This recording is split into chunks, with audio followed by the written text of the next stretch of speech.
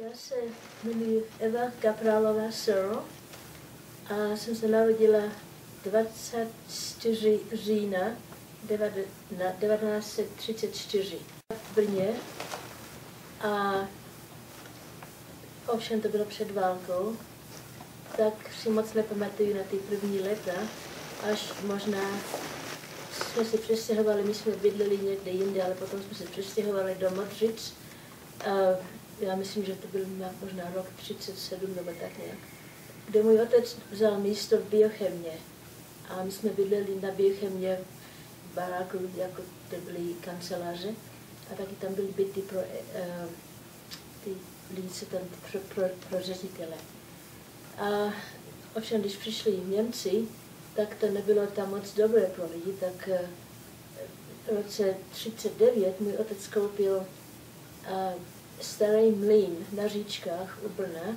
Je to asi takových možná nevím kolik kilometrů, možná 10 kilometrů.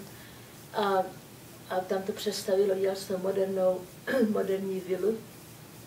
Protože hlavně to bylo tím, že aspoň to on řekl, on strašně rád stavěl, ale veliký důvod byl, protože Němci chtěli, abych já šla do německé školy. A naši měli strach, že za první, že bych se tam pokazila, jo? A taky možná, že lidi, jako děti, hodně mluví, že by to bylo nebezpečné. Tak nějak to domluvil s něma, že kdybychom měli německou vychovatelku, že by to teda šlo. Tak jsme se přestěhovali na ty říčky, teď tam postavil ten dům. A jsem chodila do školy v Ochos se to jmenovalo.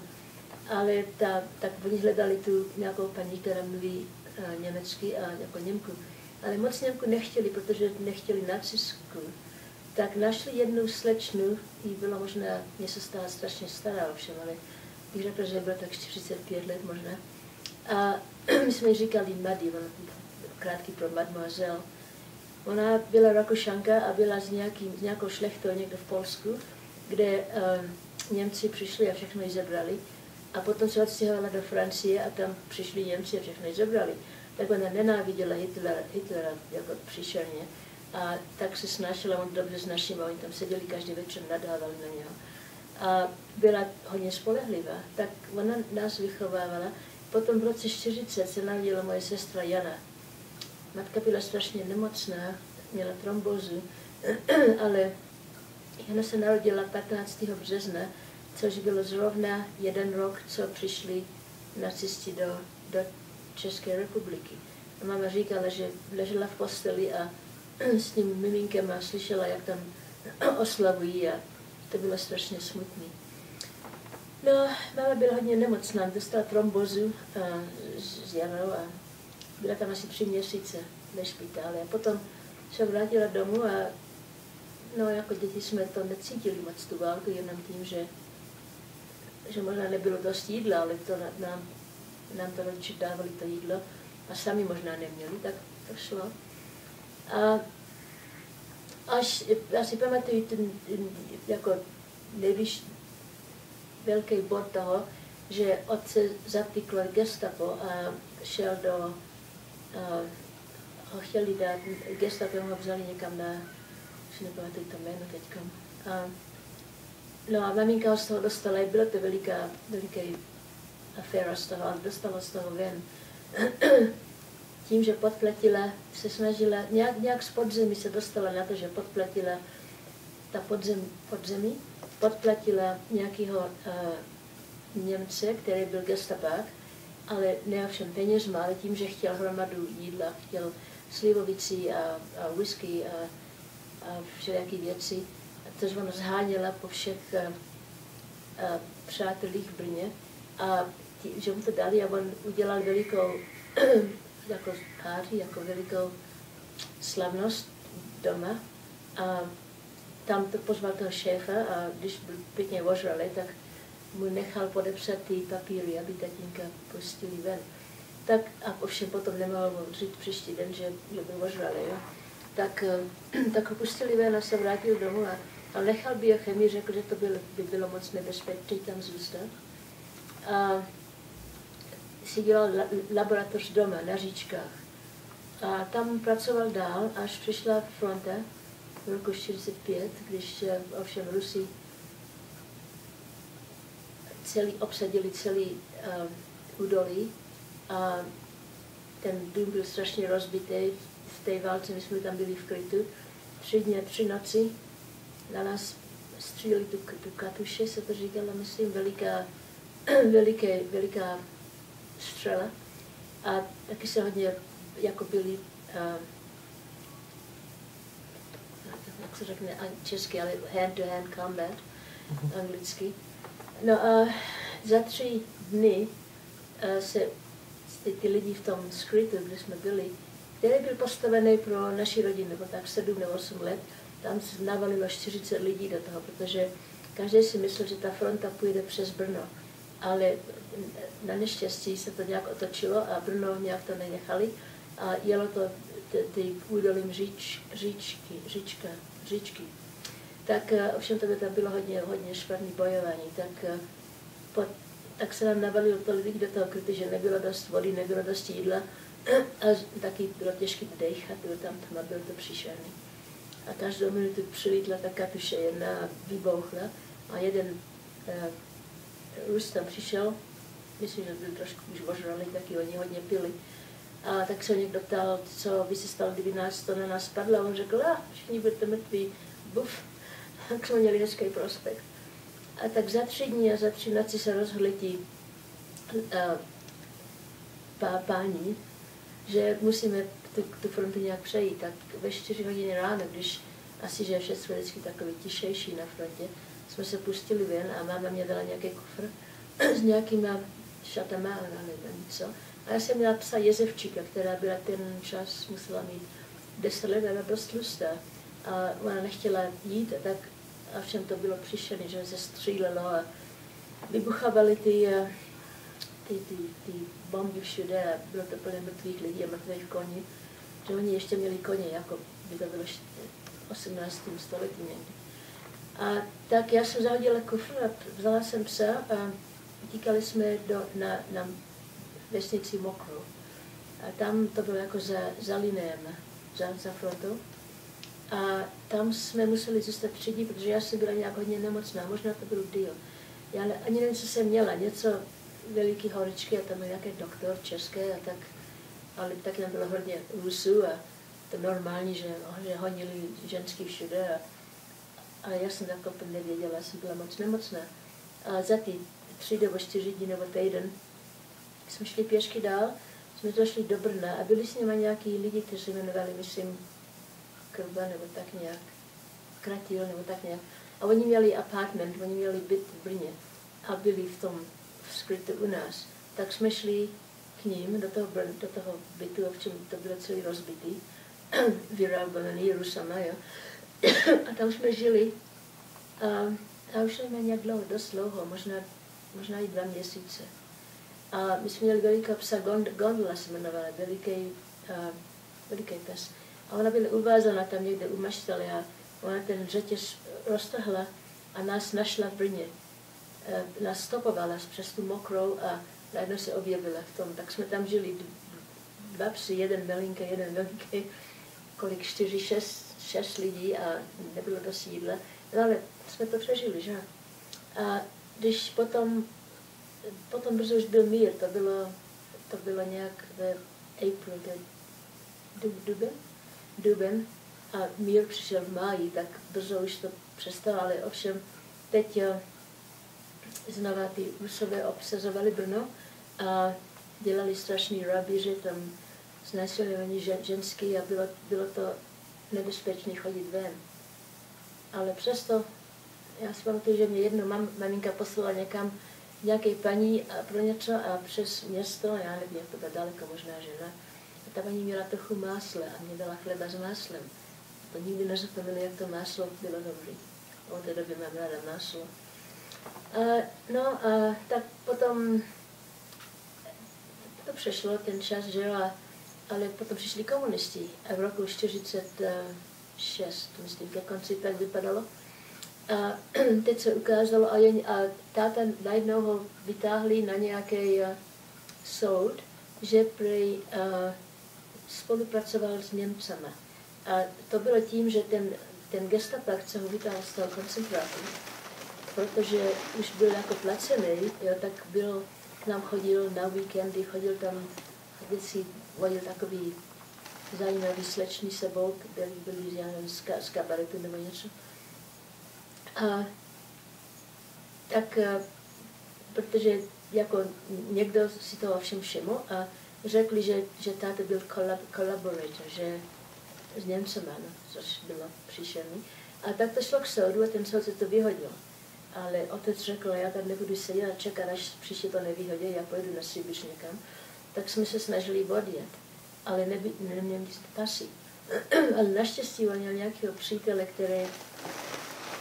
který byl v ministerského obchodu, tak nějak, commerce, Minister of Commerce, a táta šel v Praze, šel za ním a ten mu řekl, no já ten pas ti nemůžu obstarat, ale já ti dám dopis, který tě bude, že jsi commercial attaché do Indie.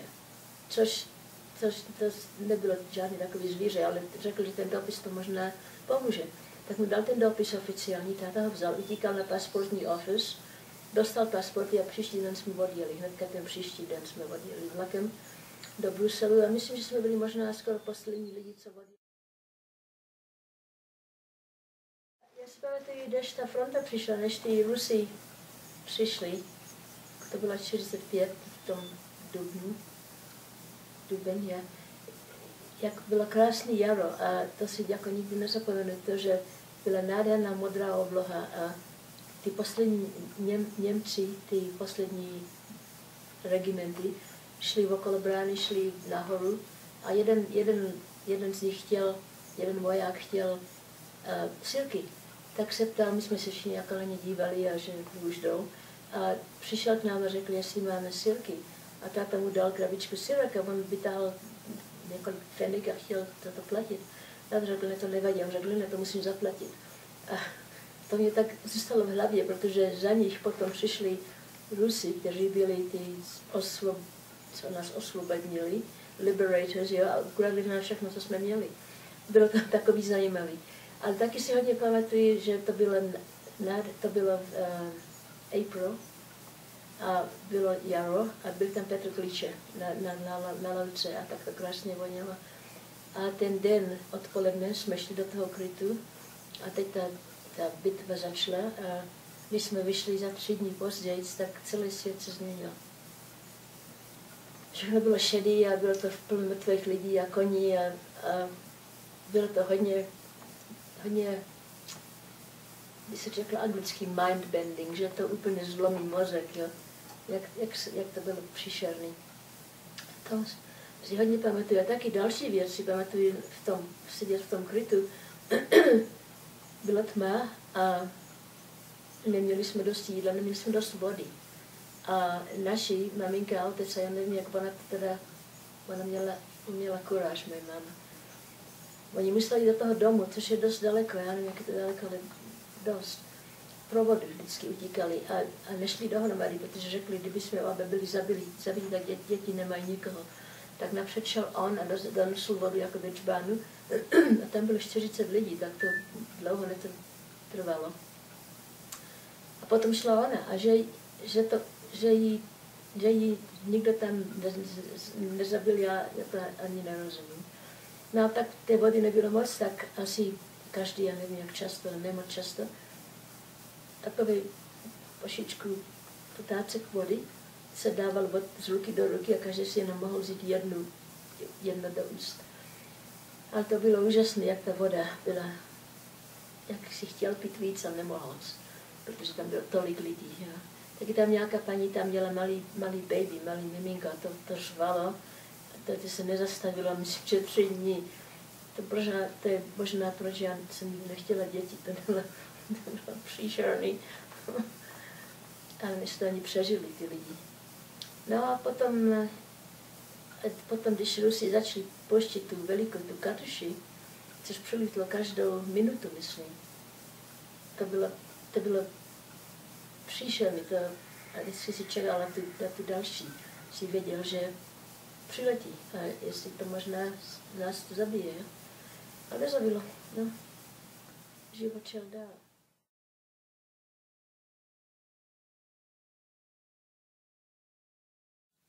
Já si nepamatuji moc na to Brno. Jak říkám, jsem byla tak malá, když jsme odjeli. Víc na říčky. Já jsem měla koně, se jmenoval Regent, on byl Hudsu a táta ho dostal, ho koupil pro mě, on strašně rád jezdil, máma taky. A tak mě bylo asi 7 nebo 8 let, že musím mít koně, tak jeden den on šel někde v Brně a viděl cirkus.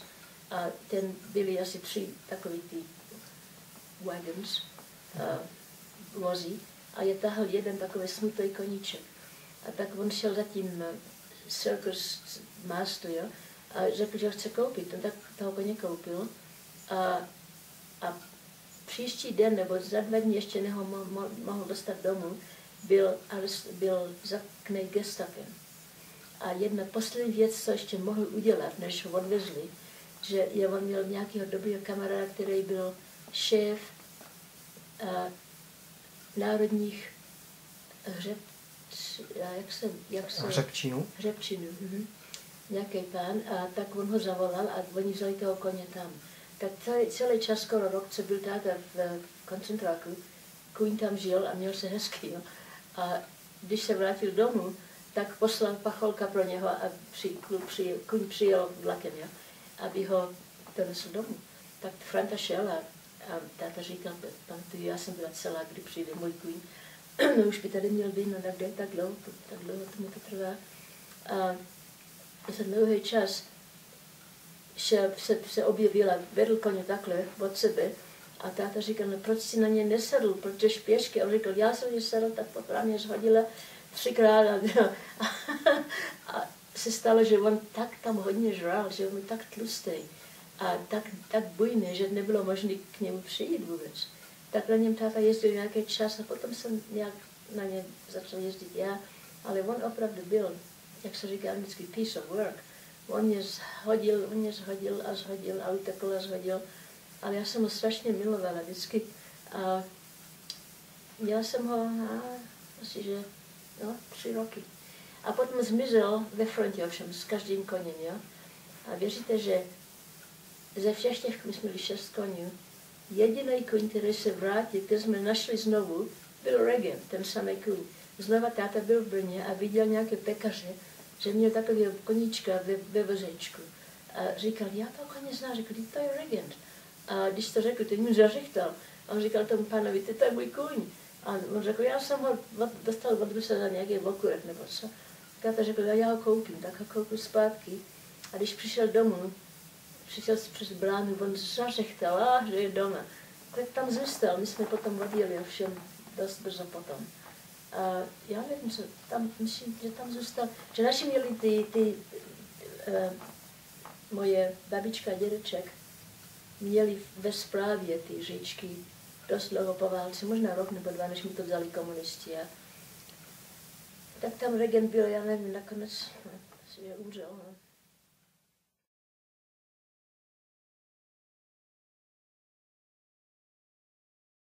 Že máma nechtěla nám to říct, že byl zatčený, protože to bylo nebezpečný, protože já jsem hodně mluvila jako dítě. A tam se stalo na mokré, že nějaký dítě tam něco vyžvanilo a celá rodina byla zastřelená. Jo? Tak ona nám říkala, no Jana, moje sestra byla dost malá, ale říkala, že otec je v nějakém hotelu, že se tam má moc dobře. Tak já jsem věřila, že je v nějakém hotelu v Německu a že se tam má dobře. Tak se divila, že proč tam nejde zpátky, když se vrátila. A tak to mě jako nevadilo. Jo? A když se vrátil, tak vím, že byl jiný. Byl strašně hubený a nemluvil moc. A to si pamatuju, když jsme ho prvně viděli, ale taky ovšem nám o tom nic neříkal. A já jsem nevěděla nic o tom, co se mu stalo, až... Já mám dojem, že to bylo, až nebylo možná, než jsme odjeli, my jsme se potom přestěli po válce, jsme potom dostali byt v Brně na Údolní. A já nevím, proč o tom tenkrát zrovna mluvil, to už mi bylo 11, skoro 12. A oni byli v ložnici a mluvili nějak o tom vězení. A proč tenkrát, nevím. Ale já jsem poslouchala za dveřma a já si opravdu přeji, že bych to nikdy neslyšela, protože co on mi říkal, bylo příšerný. A to mě potom trápilo hodně let, jo? Jak tam popravovali lidi. Oni tam měli gilotinu, kde on byl. A jedna věc, kterou mě potom taky jednou řekl, že mě vždycky ty lidi popravili ve čtvrtek. A když je popravili předtím, tak jim dali cigarety. A tím, že mohli kouřit, tak ty cigarety voněly přes celé vězení, což bylo chytrý, protože potom každý to věděl, že co se děje. Jo? A potom je popravili a tam jeden čas tam měli nějakého pána, který byl bariton na opeře a on celý ten den zpíval árie a to hodně lidí slyšelo, jo. Vždycky pamatoval.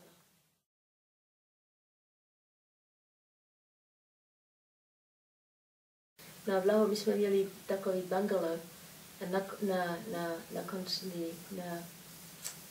na konci Lahore, skoro v poušti už. Byl to hezký dům, ale všem Lahore všude, v Indii všude hromadu jsou hadu, jo? Hlavně cobras a takové nepříjemné věci.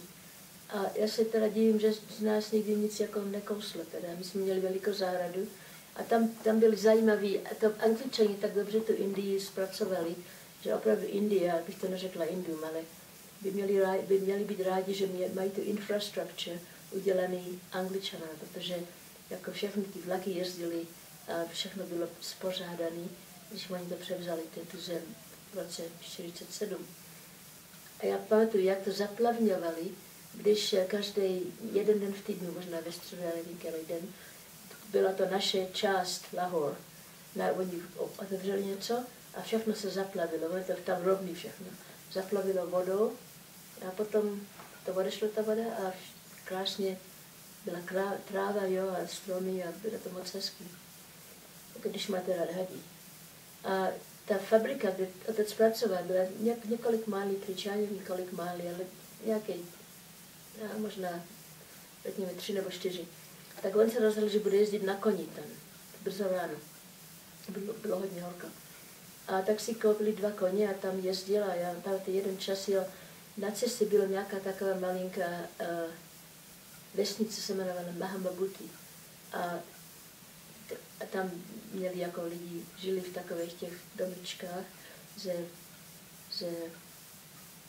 z bláta a měli water buffalo, jak se řekne, water buffalo? Vodní buho. Aha, jsou hodně veliký a moc nevrlí. A on jel okolo na koni a jedna telátko se najednou přilíplo k němu a ta máma najednou ho začala honit, jo, tak on koněm tryskem až vlítl do té brány a ta kráva za ním a nechytla ho. Ale měl jako dost z toho trému, jo, že ho zabije. Jo. No tak jeden čas my jsme potom byli ve škole, nás poslali do školy v Himalayas, v Simle a když jsme byli pryč, tak jeden čas oni měli kobru v ložnici, se nějak dostala do ložnice, ale nikoho nekousla, jako jí zavolali toho hlídače venku a on přišel a zabil ji v noci. No ale jsme byli v Simle v té boarding school a Simla byla tenkrát sídlo Viceroy. A ještě než měli tu independent, tak to bylo nádherné město, takový moc módní, jo. Ta škola se jmenovala Tara Hall, dneska už tam není, ale. A byl tam moc hezký počasí, je to, myslím, 6000 feetů v Himalayas, je to tam nádherný. A cesta tam se jede takovou příšernou silnici, která je asi takhle široká a jede takhle, jo. A každý mu je zle od žaluky, to je strašný. A tam bylo tolik neštěstí, protože to je taxi, platíte taxi, jo, a oni chtějí spěchat, aby dostali víc peněz. Tak nakonec ty Angličani udělali zákon, že dole, když vyjeli, tak oni jeli přes takovou budku a tam vzali jejich čas, kolik je hodin, a nesměli přijet nahoru až 3 hodiny, nebo 4 nebo 5 hodin později. Nebo jim by dostali pokutu, aby tam bylo méně neštěstí. jeden čas tam jela máma za náma a řekla si, že pojede vlakem. A to bylo 3krát tak špatný, protože ten vlak byl takový úzký, ty koleje byly úzký a na takových dlouhých, takový nohy, tak se to na těch údolích, to bylo, ty kaniony je hrozně hluboký, proto moc horší říkala. No a tam jsme byli až vypukla válka, další válka, která byla to civilní válka, to bylo srpen 47, když dostali independence, jo? Tak a bylo taky vypuklo v Lahore, ta válka, kde byla ta fabrika a tam byl otec. Tak fabrika se přestěhovala do Karachi, protože Lahore bylo v Pakistánu a Karachi taky. A on jel pro nás do ty Simly. A tak jsme jeli dolů autem a tam jsme vzali vlak, město se jmenuje Kalka, tam dole. A ten vlak měl jet do Lahore, ale nemohl, protože přes tu válku tak jel do Delhi. A teď se ukázalo, že všude po cestě byly,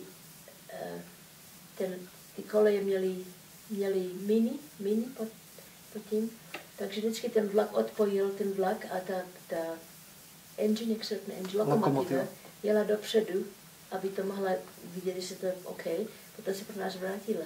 A jestli pamatuju, jeden čas, když se zastavili, tak se všude prali venku, jo? To byla nějaká bitva tam. A ten vlak měl jet, jenom to mělo být noc a den. A ta první třída vždycky měla, tenkrát nebylo air conditioning, klimatizace, tak vždycky měli nahoře nad stropem, měli veliký kus ledu a přesto byly feny, jo? Takže tak chladilo, no všem to bylo jenom na jednu noc. My jsme jeli 3 dny a 3 noci, tak to nebyl žádný led, tak byl příšerně vedro. Tam je dobře tak 115 stupňů.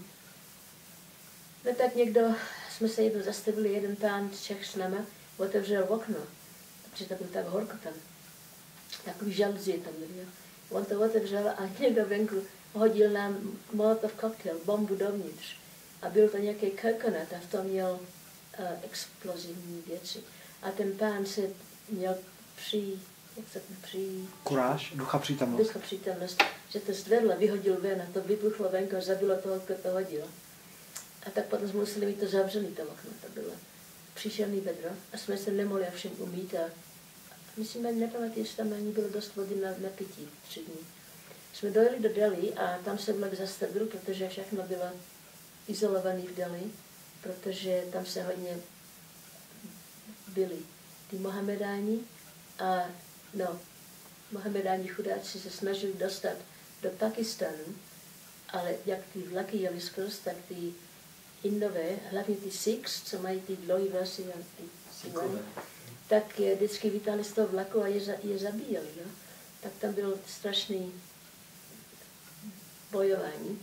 A ta stanice je ze času Queen Victoria, tak měli okolo takový veliký jako ploty a zdi a veliký takový dveře, které jdou dolů, tak to všechno zavřeli a teď se bojovalo vevnitř. A ten náš vlak tam dojel a se zastavil, že nepojede dál.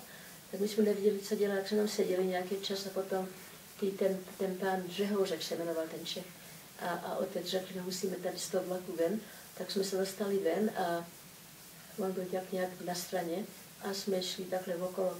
A najednou tam byl něco mrtvého, mrtvý tělo. 2, ale rozkuchaný, jo? Celý plný krve. A táta řekl, nedívejte se, děti, on spadl ze vlaku. Já jsem si myslel, no tomu ještě věřím. Jo? Jako když je člověk moc mladý, tak je moc víc realistic, já myslím. A jsme potom šli za roh a tam sedělo asi 5 coolies, jo? Ty, co nosejí ty zavezadla. Všichni mrtví, takhle a takhle. A hodně krve všude a bylo to příšerné. No. Tak jsme našli nějaký první třídu waiting room, čekárnu, a tam jsme se jako zabarikovali dovnitř. Taky tam byl nějaký ind, který měl asi 3 nebo 4 ženy. A on z toho úplně skoro umíral a oni ho ošetřovali a všecko. A jsme tam byli noc a den. A jeden večer najednou se tam objevil, a jsme tam byli den, noc a potom druhý den. Najednou se tam objevil American Expressman v té uniformě. A jenom proč jsem se na něho přišel. A to bylo jako ve filmu. A táta mu řekl, hej, můžete nám dát taxi? A on řekl, já sám donesu taxi. Tak táta mu dal poslední peníze, který měla. Máma říká, si pamatuju, mu dáváš poslední 100 rupí. A on říkal, no tady chceš sedět vždycky, nebo co, že? Musíme si ty šanci. Tak on vzal ty peníze a zmizel. A teď byla noc.